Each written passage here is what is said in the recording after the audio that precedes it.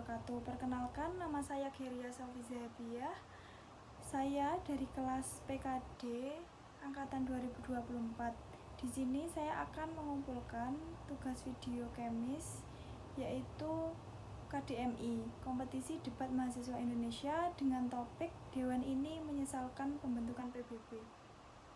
Kami dari tim yang tidak setuju atas pembentukan PBB atau menyesalkan pembentukan PBB akan menyampaikan alasan-alasan kami kenapa kami tidak setuju. Alasannya karena yang pertama, PBB itu dianggap gagal dalam mencegah konflik bersenjata. Meskipun PBB didirikan untuk menjaga perdamaian dunia, banyak konflik besar dan kecil yang terus terjadi. Ini dianggap PBB tidak efektif dalam mencegah atau menangani konflik ini.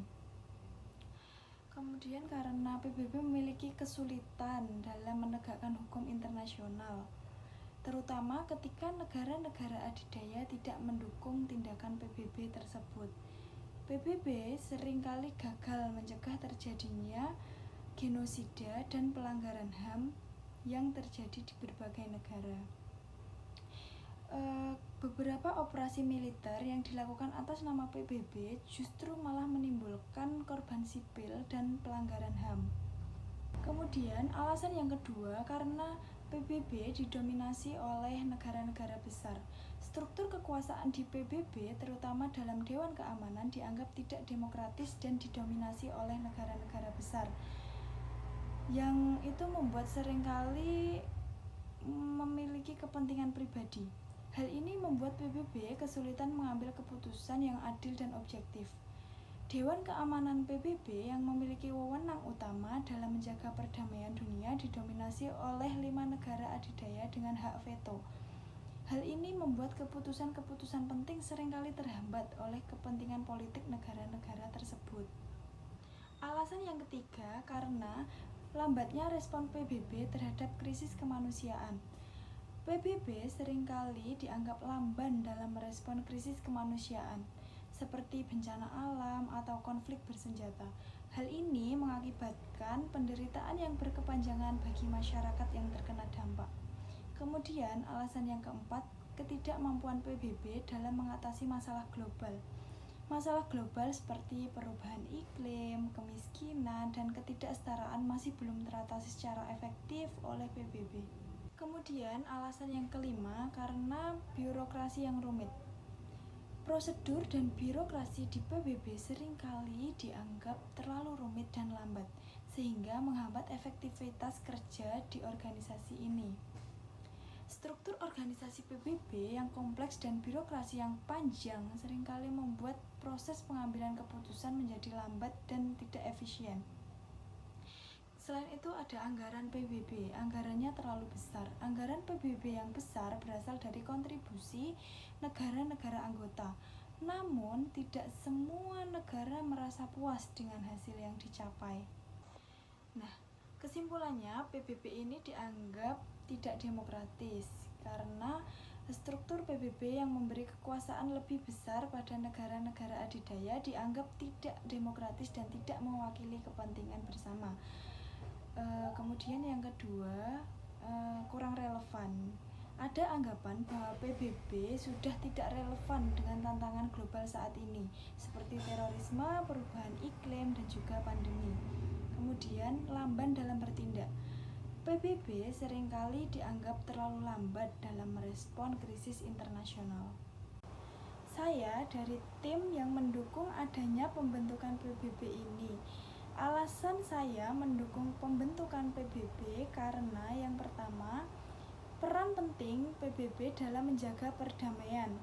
PBB telah berhasil mencegah terjadinya Perang Dunia Ketiga dan telah menjadi forum utama untuk dialog dan negosiasi antar negara. Forum dialog PBB menyediakan berbagai platform bagi negara-negara untuk berdialog dan mencari solusi bersama atas berbagai permasalahan global. Hal ini menunjukkan kemungkinan terjadinya pertukaran ide, pengalaman, dan pengetahuan antar negara. Alasan yang kedua, saya mendukung pembentukan PBB karena kontribusi PBB dalam bidang kemanusiaan. PBB telah banyak melakukan upaya untuk membantu masyarakat yang membutuhkan, seperti memberikan bantuan kemanusiaan, membangun kembali negara yang hancur akibat perang, dan mempromosikan hak asasi manusia. PBB berperan penting dalam memberikan bantuan kemanusiaan kepada negara-negara yang mengalami bencana alam dan konflik. Program-program bantuan pangan, kesehatan, dan pembangunan kembali pasca konflik menjadi bukti nyata peran PBB. Alasan yang ketiga, saya mendukung pembentukan PBB karena kerangka kerja PBB untuk kerjasama internasional. PBB menyediakan kerjasama bagi negara-negara di dunia untuk bekerja sama dalam mengatasi masalah global. PBB memfasilitasi kerja sama antar negara dalam berbagai bidang seperti ekonomi, sosial, budaya, dan lingkungan hidup. Hal ini sangat penting untuk mengatasi masalah global yang tidak dapat diatasi oleh suatu negara saja, jadi harus diatasi secara bersama-sama. Alasan saya yang keempat mendukung adanya pembentukan PBB karena keberadaan PBB lebih baik daripada tidak ada PBB. Lebih baik diciptakan PBB. Meskipun PBB memiliki banyak kekurangan, keberadaan organisasi ini masih lebih baik daripada tidak ada sama sekali. Tanpa PBB, dunia akan menjadi tempat yang lebih kacau dan tidak stabil karena PBB ini sebagai organisasi perkumpulan negara-negara. Alasan yang kelima, saya mendukung adanya PBB karena mungkin perlu reformasi, bukan pembubaran. Alih-alih dibubarkan, PBB perlu direformasi untuk menjadi organisasi yang lebih efektif dan relevan dengan tantangan global saat ini. Mungkin bukan dibubarkan ya, tetapi direformasi supaya lebih baik, dievaluasi lagi supaya kinerja PBB lebih baik.